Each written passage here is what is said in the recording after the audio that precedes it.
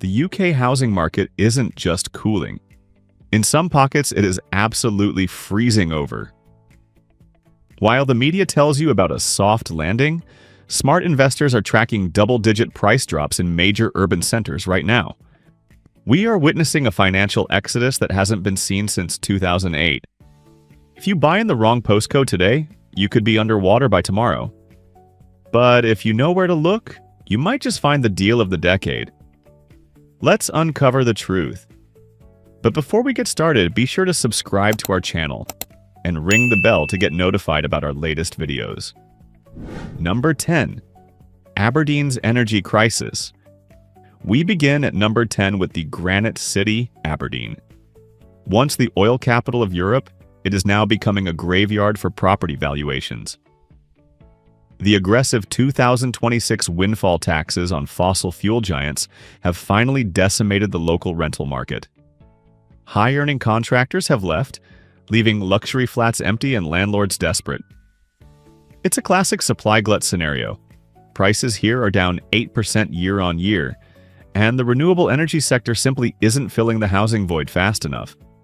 If you think this is bad, wait until you see the commuter belt town at number 6, where the situation is twice as volatile. Aberdeen is just the first domino to fall in the north. Number 9. Coventry's industrial void. At number 9, we have Coventry. This Midlands engine room is sputtering. The sudden collapse of 2 major automotive supply chains earlier this year has sent shockwaves through the local economy. Unemployment is ticking up, forcing distress sales from families who simply can't service 5% mortgage rates anymore. But the real killer here? The student housing bubble has officially burst. Investors flooded the market with HMOs, but international student caps have left thousands of rooms vacant. Yields are collapsing, and investors are dumping stock at auction for pennies on the pound. It's a buyer's market, but is it a safe catch? The data suggests we haven't hit the bottom yet. Number 8. Ipswich's commuter crunch. Number 8 takes us to East Anglia, Ipswich. During the pandemic, everyone flocked here for space and greenery. Now, they are fleeing.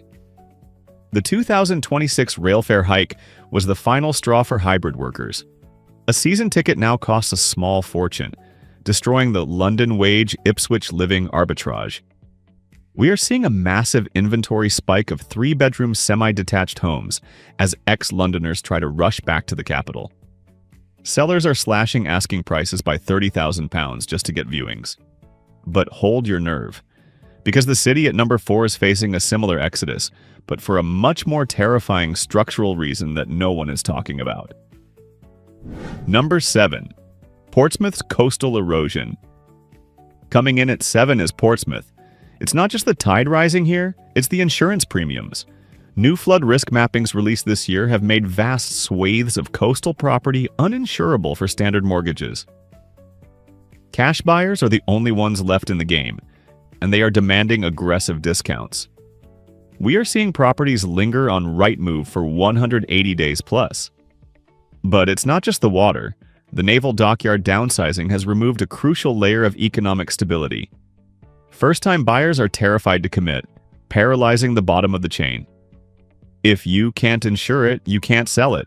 The liquidity crisis here is real and deepening rapidly. Number 6. Luton's buy-to-let exodus. Number 6 is Luton. Remember I mentioned a commuter belt disaster earlier? This is it.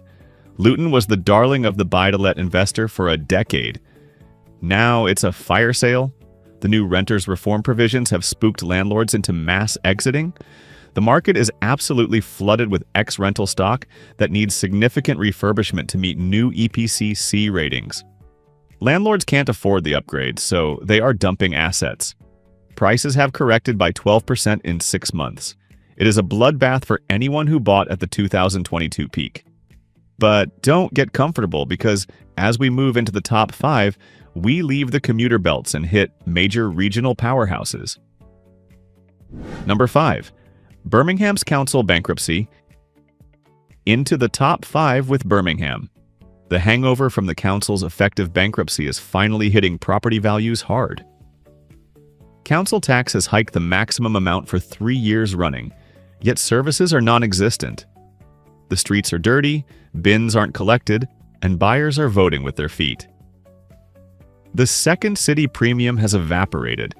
We are seeing massive price reductions in the city center apartments, where service charges have also skyrocketed. Who wants to pay premium prices for a city that isn't functioning? Investors are pulling capital and moving it to Manchester or Leeds. Birmingham is bleeding value and the wound is self-inflicted. Watch out for the ripple effect. Number 4. Bradford's employment shock. Number 4 is Bradford. The economic data coming out of West Yorkshire is alarming. Automation in the remaining manufacturing sectors has led to a spike in local unemployment that the service sector hasn't absorbed. Affordability is usually high here, but even cheap houses don't sell when job security vanishes. We are tracking a 15% increase in mortgage arrears in this postcode alone. Banks are preparing for a wave of repossessions in late 2026. This creates a vicious cycle. Forced sales drive down comparables, putting more people into negative equity. It is a grim spiral. However, the situation at number 1 makes Bradford look like a minor correction. Number 3. Swindon's tech retreat. Number 3 is Swindon. Once the Silicon Valley of the M4 corridor, Swindon is suffering a severe identity crisis. Major tech and logistics firms have consolidated operations, moving either fully remote or relocating to cheaper hubs further north. The demand for executive family homes has fallen off a cliff. Agents report that the upper middle end of the market is stagnant. You can pick up a detached 4-bed here for prices we haven't seen since 2019. It's a total buyer's market, but sellers are still in denial, refusing to drop prices until the bank forces their hand. The standoff is breaking and prices are tumbling. Number 2. Hull's oversupply crisis. The runner-up at number 2 is Hull. This is a classic case of developer greed meeting economic reality. The City Council approved too many high-rise developments in the city center, banking on a regeneration boom that stalled. Now there is a massive oversupply of luxury one-bed flats with nobody to live in them. Developers are offering incentives like mortgage paid for 2 years just to shift units, which artificially inflates sold prices. But the secondary market, it's collapsing. If you try to resell a flat bought in the 2023, you are looking at a 20% loss, minimum. And yet, one city is performing even worse. The crash there is systemic. Number 1. London's Zone 1 crash. And finally, at number 1, Central London. Specifically the luxury market in Zone 1. This isn't just a dip, it is a realignment of global capital. The complete abolition of non-dom tax status has sent foreign investors packing to Dubai and Monaco. They are offloading Kensington and Chelsea penthouses at aggressive discounts. We are talking millions wiped off asking prices overnight. This top-down pressure crushes the tiers below it. If a £5 million flat is now £3 million, the £3 million house must become £2 million. The dominoes are falling from the very top. The London bubble hasn't just leaked, it has burst. Cash is king in the capital right now. So, guys, the landscape is brutal, but for the cash-rich, this is the buying opportunity of a lifetime. These prices will stabilize, but timing the bottom is a dangerous game. Which city do you think will recover first, or is your hometown crashing too? Let me know in the comments below, smash that like button if you want the truth about the market, and subscribe for our 2027 forecast.